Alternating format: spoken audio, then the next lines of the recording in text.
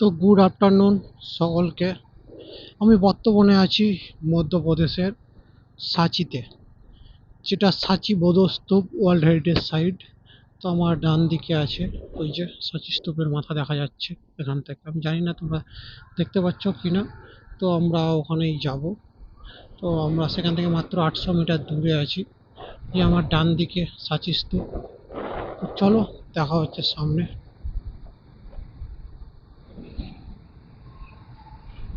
ওই যে ওটাই হচ্ছে সাঁচি স্তূপ। এখানে অনেকগুলো দেখার জায়গা আছে।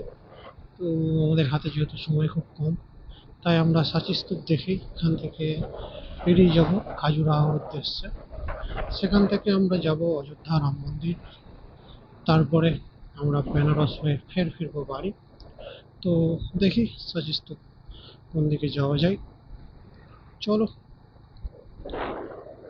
সাঁচি স্তূপ যাওয়ার জন্য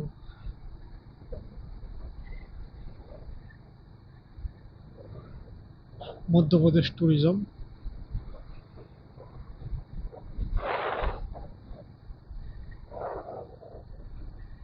সামনে বোর্ড দেখতে পাচ্ছি, সম্ভবত আমাদেরকে ডান দিক দিয়ে ঢুকতে হবে। বাঁক world famous Buddha Stupa, Marshall house, Buddha jumbo park. তো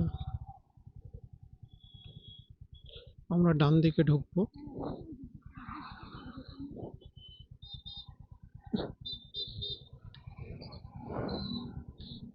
চ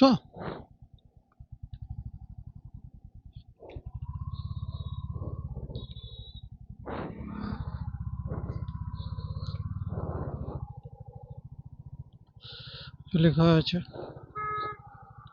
সাঁচি স্তূপ ওয়ার্ল্ড ফেমাস বুদ্ধিস্ট স্তূপা। তো আমরা পৌঁছে গেছি মধ্যপ্রদেশে। দেখা যাক, প্রচুর টুরিস্ট বাস আছে আমাদের দুই সাইডে।